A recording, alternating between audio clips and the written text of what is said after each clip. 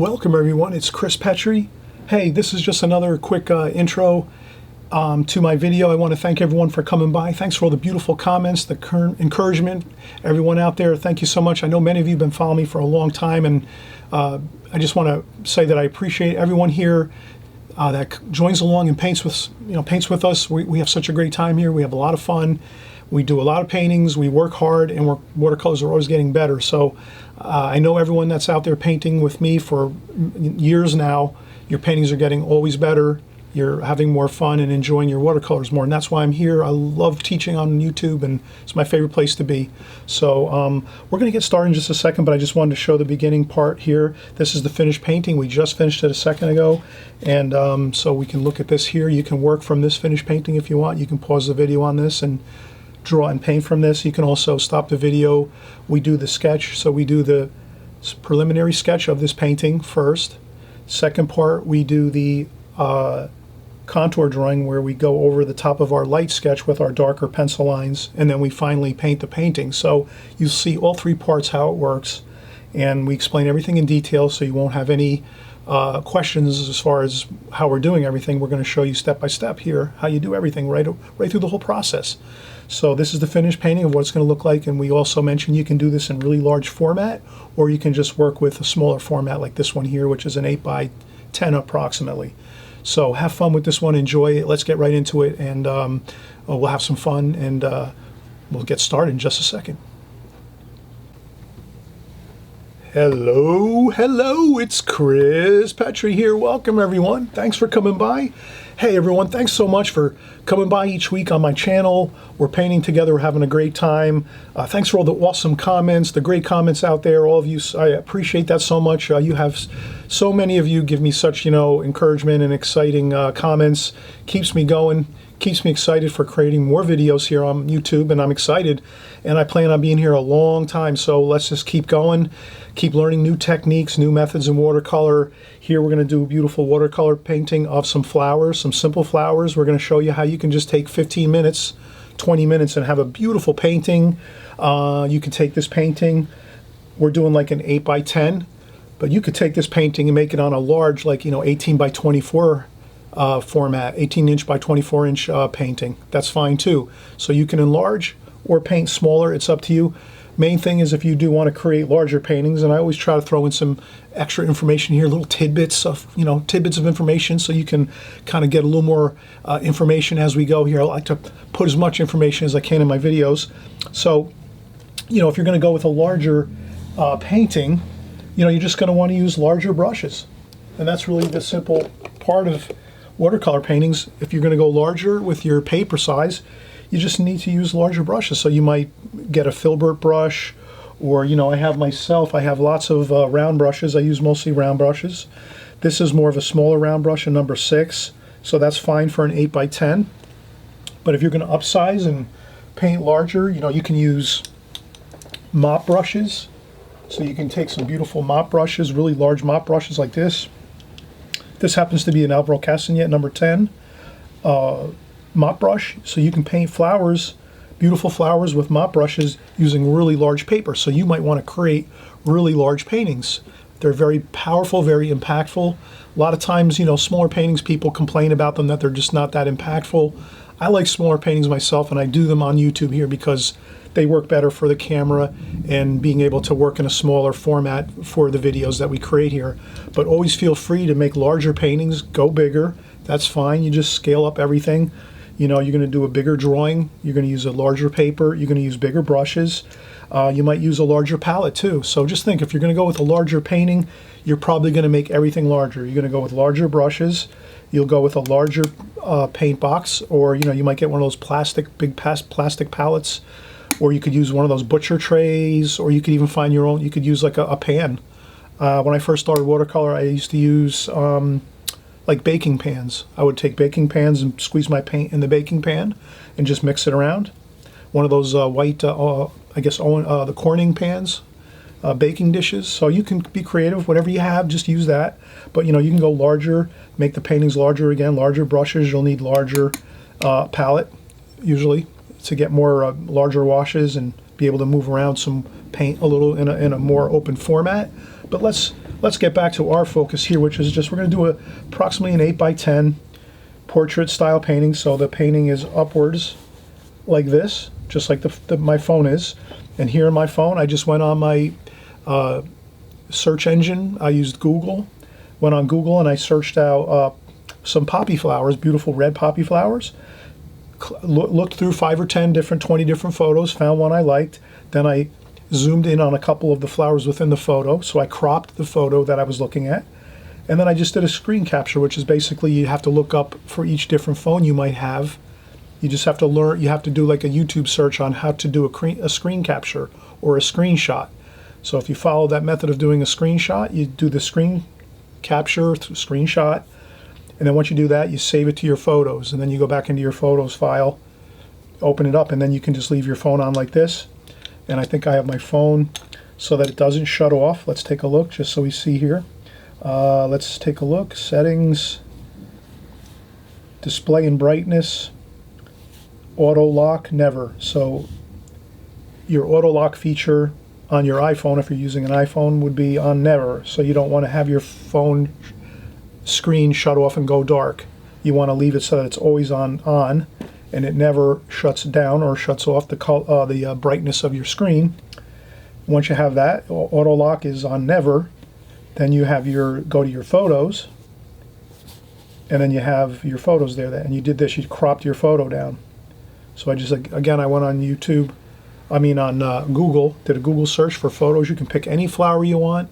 Here we happen to be using some poppy flowers, some beautiful red poppy flowers. I found a photo I liked. I cropped it, enlarged it, and then did my screen capture, my screenshot, clicked on it so that it saved it just like this.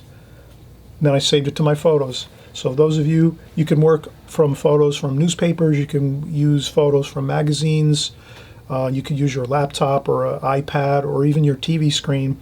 However you like to do it, just giving you some tidbits of information here on how I get my photos and my reference material for my paintings here that we do. So this is my reference photo, and you can also use watercolor books if you have some watercolor magazines, books, whatever.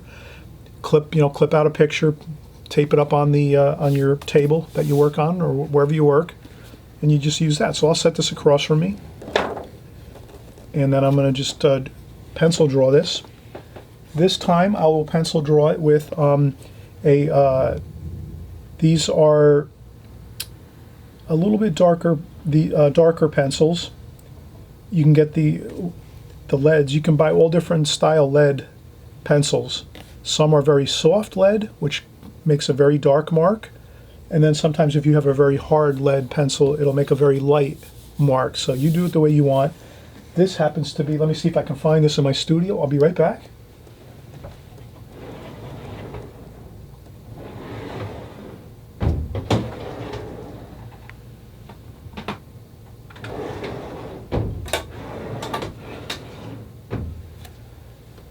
All right, I thought I had them at hand, but I do not, but these are Statler pencils. So you can order these single, like one, you can order these online, or at your art store they have them usually. Statler pencils. They're kind of easy to see. They're very unique. They have they're called Mars Lumograph. Statler is the brand. This is an 8B, so it's a soft lead. So you can use these to draw. It gives an interesting look. So we're going to have lots of dark pencil lines on this one, and we'll see how that looks. And it's blue. It's a nice cerulean blue color with the black tip on it like this and a white stripe, so you can kind of find these pretty easy if you're looking for them. So let's start out. We'll do our drawing here. So I'm just going to use my reference photo, and I'm just going to start and kind of look at it and say, all right, where's the first flowers about here? I'll do a super light sketch, just to get everything where I think it's going to be, like that. There's another flower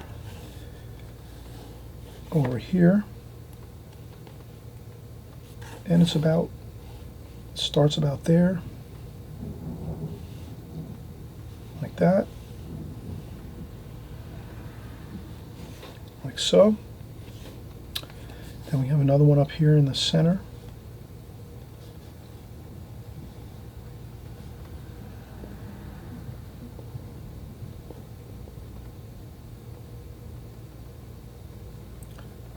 And there's a bud here on the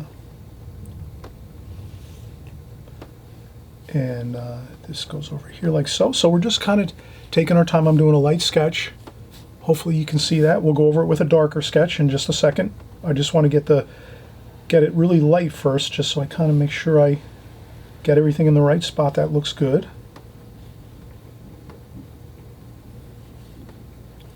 And there's some more.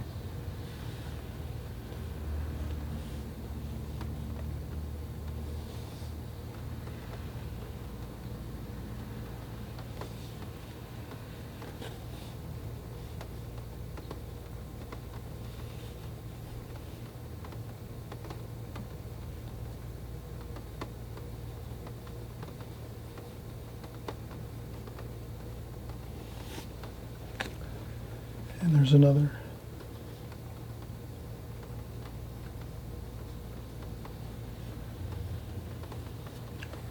Okay, so great.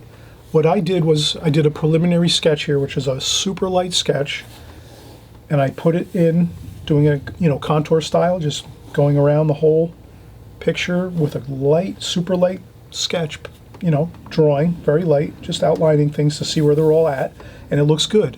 I've got everything where I want it. I have one flower over here, I have another flower up here, and I have another large flower here. So I have 3 flowers, 1, 2, and 3, and then there's some small buds. Some of these small buds, poppy buds here and there. So this looks good. I am not going to draw in that. There was like a hill in the background. I don't think I'm going to draw that in. I think I'm just going to leave it, the flowers, and then the light background. So we'll see how that looks. I think it's going to look really beautiful. All right, so let's take a quick break. We did a lot of stuff here already. We've covered a lot of material. I know I sometimes talk fast, but I know you're smart. You're the artist. You're smart. You can pick up on this stuff quickly. If you have to jot down some notes, please do it. Please jot down some notes if you have to, or go back to the beginning and watch it a second or third time. Is whatever you need to do to get the basics down, because the basics are what you really want to get in these videos. Jot down some notes, and then watch the video full through and paint along with it. And watch it as many times as you have to. And always remember, please subscribe. There's a subscribe button down below on the right hand side. If you hit that subscribe button, you're going to get these videos every week. Sometimes we make 2, 3 videos a week. Most times we make about 1 or 2, but you'll get the videos. And if you hit this notification bell, which is when you hit the subscribe button, a notification bell will appear, and you just click all notifications. And this way, every time we make a new video, you know right away when we make it. It'll give you an alert on your YouTube screen when you're on YouTube. So you'll see that we're making a new video. So I hope you'll join us each time. Please do. You'll learn a lot, and we'll have fun too at the same time. We're just going to show you how to make a quick, fast, fun, easy watercolor with beautiful red flowers, quickly, effectively, and you can make it any size you want. And it's a great painting to do quickly, and you can put a mat over the top and a frame. It'll look great. You can put it on your wall. You can share it with some friends. You can give it as a gift. Maybe you put it into a gallery show, whatever it is. Get excited, because when you do a painting like this, nice, fast, free painting, it's going to look great, and people are going to really be excited about it, okay? So I guarantee you, you're going to have a lot of fun doing this painting. We'll be right back. We'll do the painting portion, and you'll be excited, and we'll have fun together, okay? We'll be right back.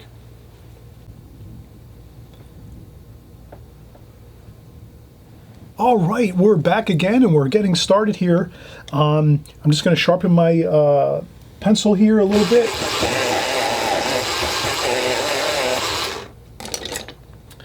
So I just sharpened my pencil. Really good to have a good point on this pencil here. Again, I'm using a Statler pencil, and it's the Mars Lumograph line of pencils, and it's an 8B. So an 8B lead, which is nice and soft. We're going to get some beautiful lines here, and now we're going to do a second drawing over the top of our first. So remember, when we started, we did a super light drawing, light sketch, just around the silhouette of our subject matter, our beautiful poppy flowers. And I'm using a phone for my subject matter, but you can use anything. You can use your phone, you can use some clippings from magazines, from newspapers. You can use anything. You can use something from your laptop if you have, or your personal computer. You know, something from maybe even as simple as something like a box of some kind of food, or anything, any kind of advertising type things. You can just anything that you can get creative and find something you like that has a nice picture of some flowers on it. You can use that. You can use books, of course. Anything like that will work. So I'm using my phone. Happens to be a great way. When you use a phone or a laptop, you can research different, you know, flowers and so forth and pictures, and then you can kind of save those and then work with those. You can print them out on a printer if you have a printer. And so I'm just using my phone though. I just leave my phone screen so that it stays on all the time and it's lit all the time and it doesn't shut off.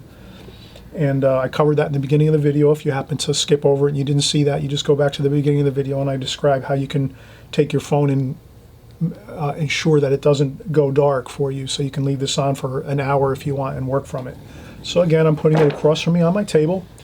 And again, now I'm going to do a little darker drawing over the top of my preliminary light sketch. So you always want to do your preliminary light sketch just to make sure you get everything in your rectangle. So you have your rectangle here,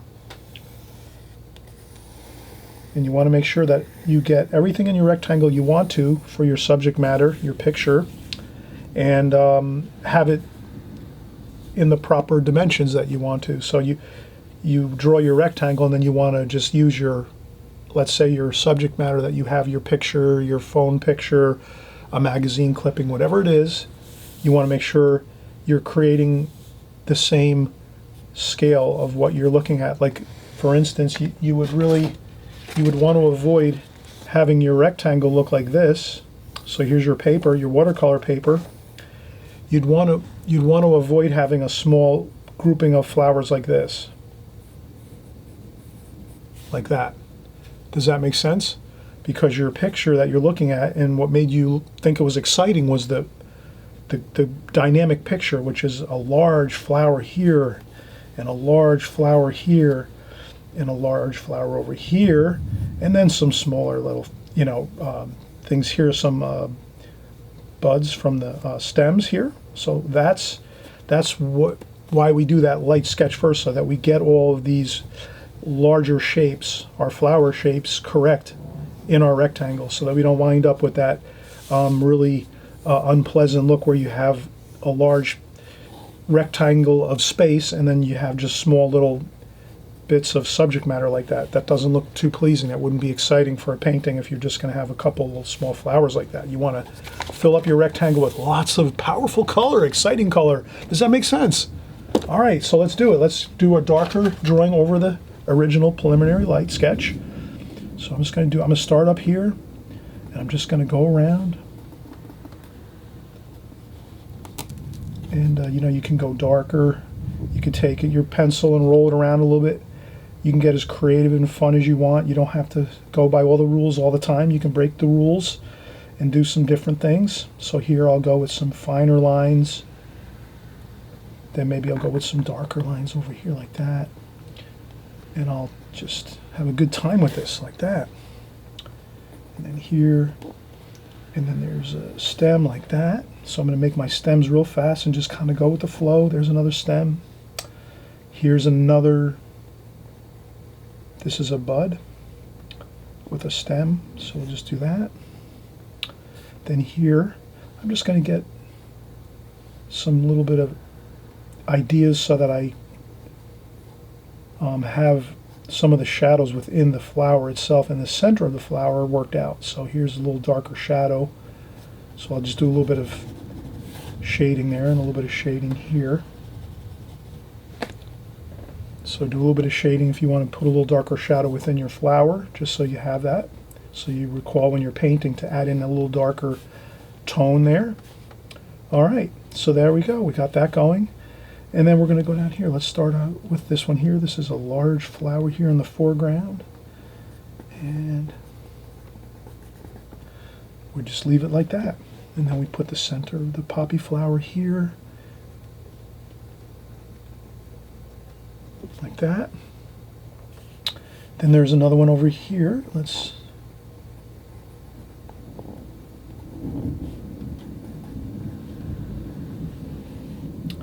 Okay, then there's underside here, which is a little more in shade, in shadow, so I'll put a little bit of shadow there. And then we have a gorgeous, to the center of the flower here, just like that. That's the center of the flower. And there's the dark, so I'm going to just do a little dark shading here with my pencil. I hope you don't mind I do that. This is just so that you can even leave this a pencil drawing and just put a tiny bit of wash over it. You can create all kinds of different looks with your watercolors. Maybe you like pencil drawings a lot. You can maybe just do some pencil drawings and then maybe just touch a little bit of wash on the paper and not go with a heavy wash. It's up to you. You be as creative as you like. If you want to differ from what I do a little bit, that's fine too. You'll still be in the same ballpark of what I'm doing. If you're kind of doing mostly what I do, but maybe taking a little bit of a different course of action as you go. So this way you might feel a little better. You might think that you're doing something a little different. Your own creativity is more happening with your art, and maybe you're not just copying what I'm doing. It's all up to you, but it never hurts to just follow a process. So I think you've seen here how I did this. I've just basically got some lines on this here, my contour drawing. I made some shadow here in the center. I'm following my photograph, seeing where the shadows and the darks and lights are, so I'm adding some shading with my pencil to get some of those shadow areas. And then on the underside of these blooms here, these small blossoms, they're darker on the bottom. They're more rounded like that.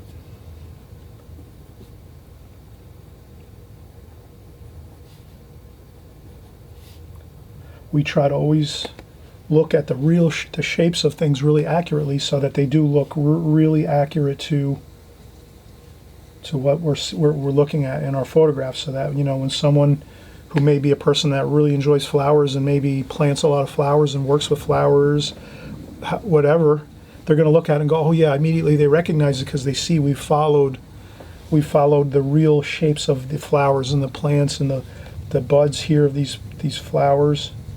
And it looks really good, and it looks like it's reading true. If we kind of just don't pay attention to the actual shapes, we can go off the beaten track, and next thing you know, it's looking different. So you can kind of see these kind of look like acorns, these buds here. They look like acorn shapes. And these are very free-looking flower shapes, so we're not really this one's quite round. This one here has more of a rectangular or square shape to this one. It's kind of the angle it's on. And but other than that, I think we did a good job here. So we will take another quick break just for a few seconds, and then we'll come back and we'll start getting paints on the paper. But I wanted you to see the first preliminary sketch, light sketch. Second part of the process here, going in and doing your darker pencil drawing over the top of your light sketch. And you can even get in a little more darks if you want, and use your pencil for a little bit of shading just to help you remember where to put your shadows once you start painting. Because once we start painting, does this make sense? Once you start painting, you got to go a little faster. So you can get some marks on your paper first to help you know where you're going to put some of those darker darks. That'll just help you be able to go faster in your painting, and you won't have to stop and really think too much. You just know right away, okay, good, I know where my darker shadows are, because I shaded them in a little bit with my pencil when I did my second pencil drawing over the top of my first preliminary sketch. Does this make sense? All right, fantastic. We'll be right back.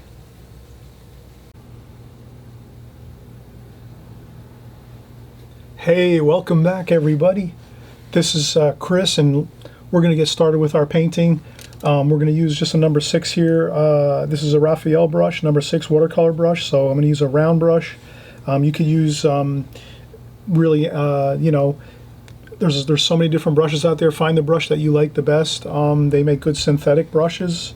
Raphael is a natural hair brush, but you can get synthetic brushes. I like Princeton synthetic brushes. They're really good. I think I have one right here. This is a synthetic Princeton brush, round.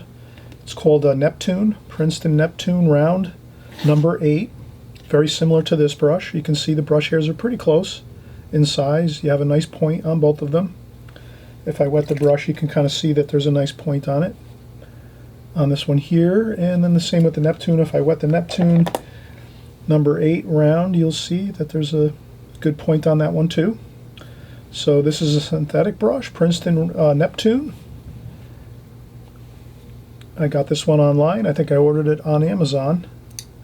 And this one here as well I got ordered online. And this is a Raphael. And it's a Holbein. I mean a Kolinsky France Raphael brush. So I'm going to use this, my Raphael brush. Okay, we're going to do some beautiful reds. Let's use some cadmium red. And cadmium red. So we'll get some of our red out onto the palette. Let's do some cadmium red and alizarin crimson too as well, and maybe a little bit of burnt sienna.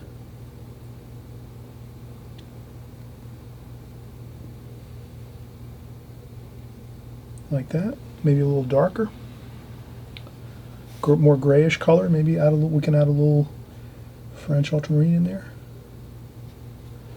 A little bit darker. Okay. So I'll make a darker for the middle. Let's start right out. We'll do this center area here. So we get our paint out on there.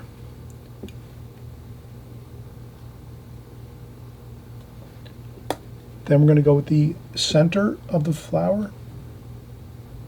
So I'm going to use some ivory black, Payne's gray, rinse off my brush, use sometimes a tissue or my apron. I dry off a little bit of the paint, get a little bit of the burnt umber and some French ultramarine blue just to make it a little darker and more interesting.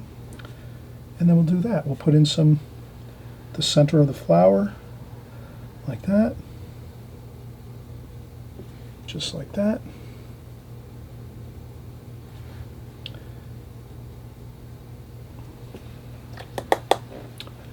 And then we'll go back in with some of that red and French ultramarine blue for a little purplish shadow color.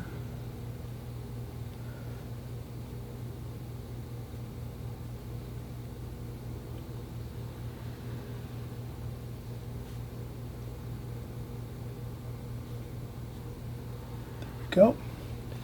Then as we get out towards the outer part of the flower, some alizarin crimson and cadmium red, lighter wash, like that. Do a couple splashes just to loosen up a little bit here. And again, we're having fun with this. We're trying to make things fun and happy, like that. Then as we do that and lighten up on the outer edges, we can still go in and do more, infuse some more paints in there. Take some straight tube paint, no water, and get that in there. Fuse it right into that first little wash we did quick, and there you have it. Then you might want to go with some purple, maybe some purple here for that shadowy look in the center. So we put a little bit of purple in there. Ultramarine violet, like that, for some. Then I'll do some, maybe just some brush strokes like this outwards, like this, away from the center of the flower, like this, like that.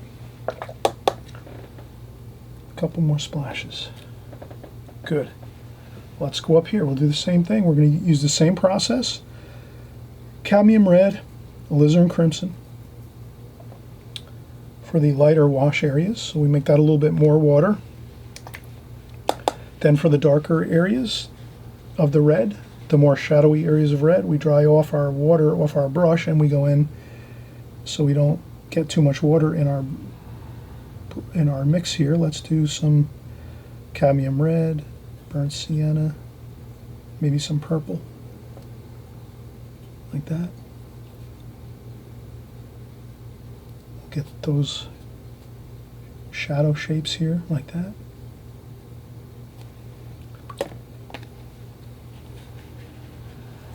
Then we'll do the lighter wash like that.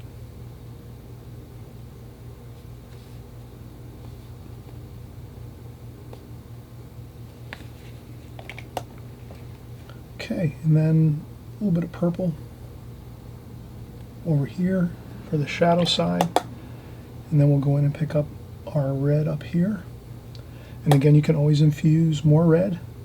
Make it exciting. Once you get on a little bit of water and paint on your paper, don't be afraid to go back in and add some straight color with no water, just to give it some more lively color. There we go. Maybe even a little bit of cadmium orange to mix in there, here and there. Remember to add it everywhere. Don't just add one color one place, add it everywhere. So I'll just add some orange everywhere. Here we go.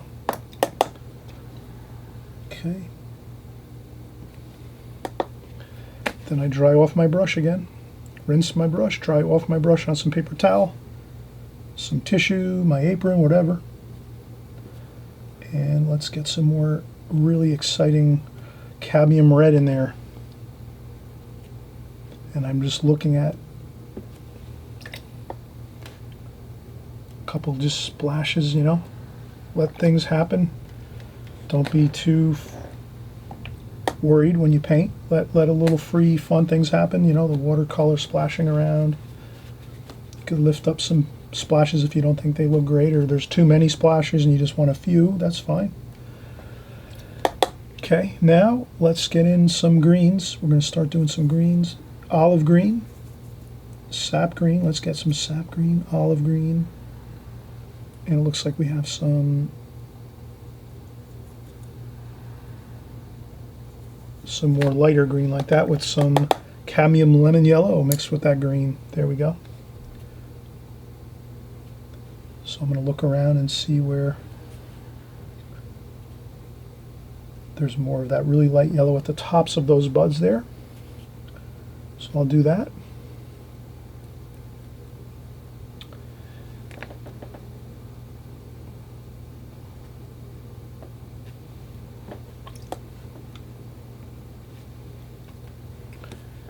Okay. And some of that darker green, maybe a little bit of, I'll put a little bit of yellow ochre in there too.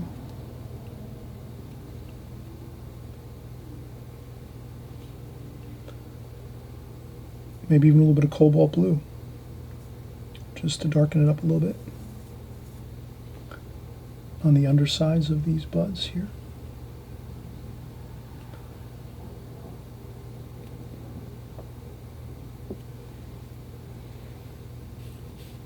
Then I'll make some of these stems.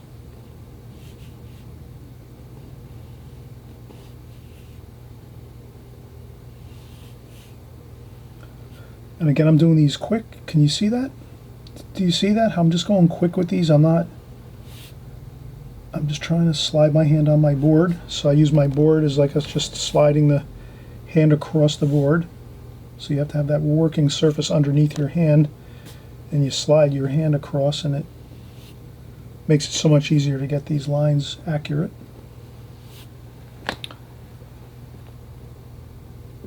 Just like that.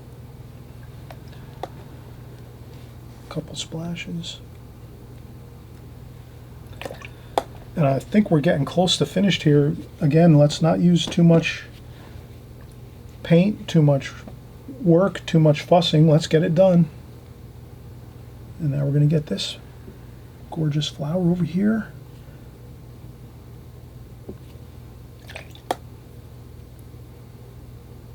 Okay, it's lighter up top. Then we have some purple, just a little bit shadow there. You can even, as you go, we'll go in and darken up some areas.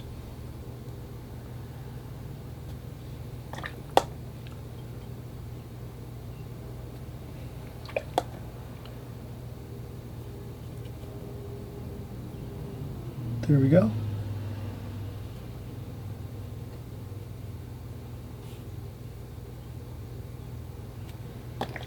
Perfect.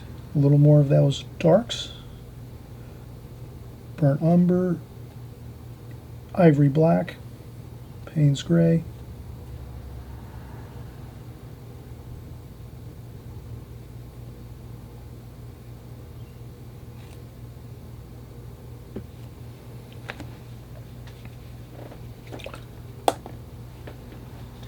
If you paint over a stem, like I did here, you can just lift this up quick with some tissue. You make a little, take your tissue and kind of mold it into like a point, and then just go over the top of this, like that. Then you get some more darks here. Burnt umber, ivory black, Payne's gray, burnt umber, burnt sienna. And then you just go around it like that on each side.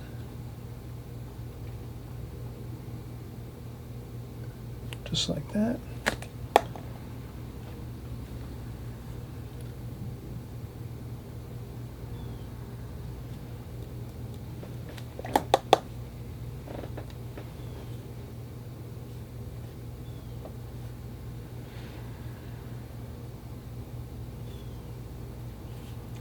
Some shadowing. Some more cadmium red under here. And I paint around that stem there. That's a little darker, that red there. So I add some purple.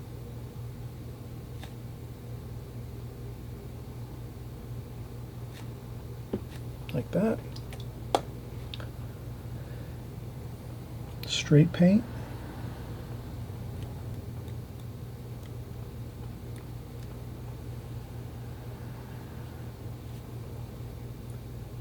Lots of tons of paint. I'm going to just fill my brush, tons of just paint, straight paint, no water. Just so I can get some more really powerful, beautiful red color here. Like that. Here and there too.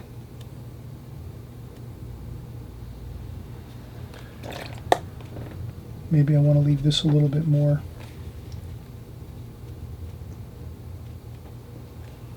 Not as exciting.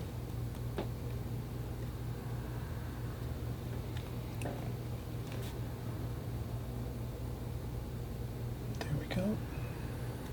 So I hope you can see how easy that was. Look how easy that was. Simple. If you want to have a little more excitement to this, even going beyond, you can add a little more purple shadowing here and there. Over here, I think we need shadowing there. If we just follow that picture, we can see there's more shadows over here. There's some more shadows under there, under this side. So add a little bit of darker wash under there.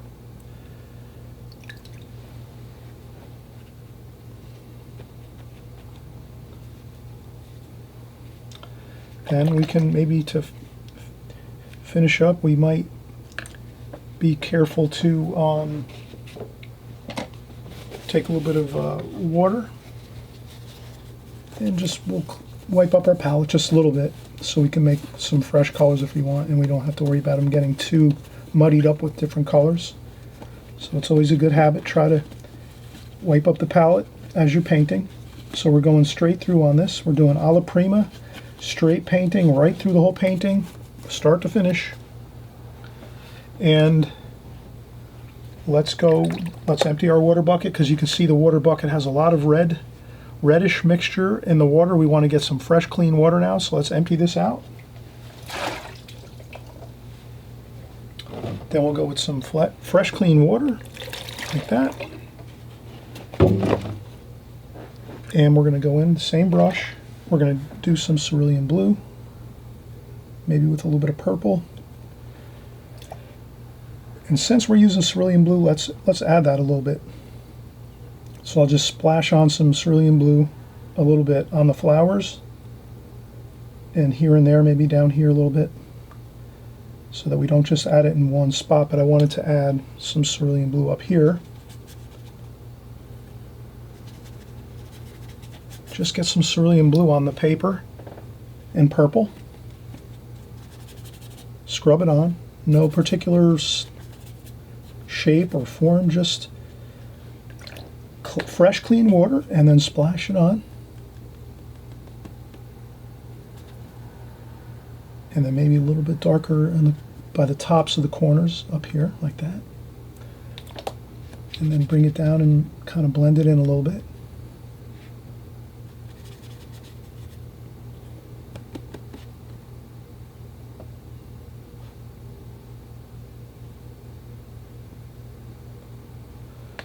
And I think if we do just that little bit of that bluish wash, that looks really beautiful, looks great.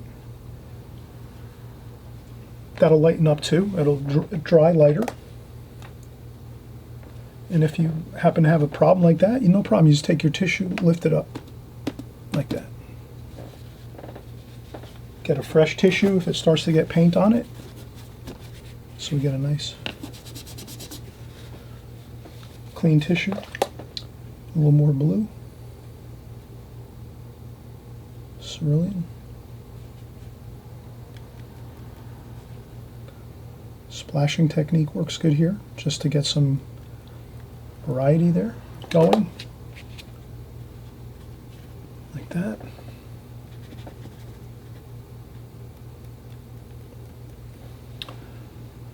And I think that's a really gorgeous style painting here. You've had fun. Have we not had fun here? We're splashing, we're putting tons of beautiful colors on our painting.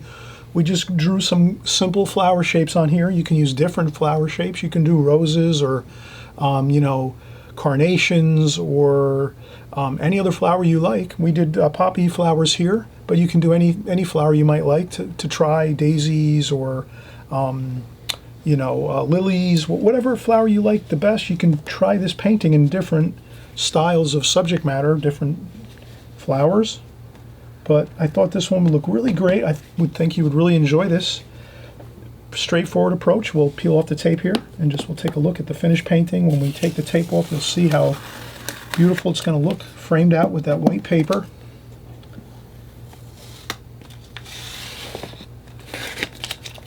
And I'm using Strathmore paper here. So this is Strathmore watercolor paper. And there we have it.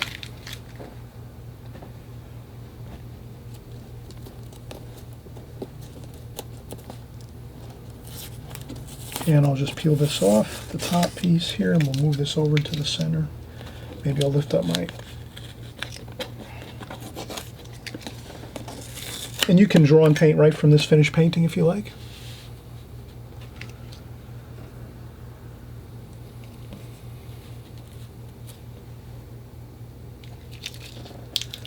And if you see something, you can always...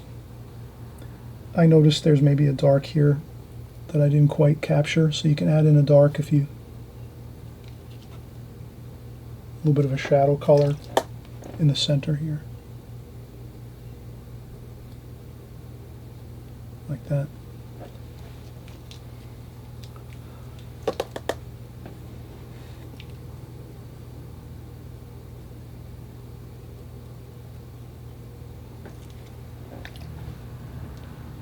All right, we'll see you on the next video, everyone. Thanks.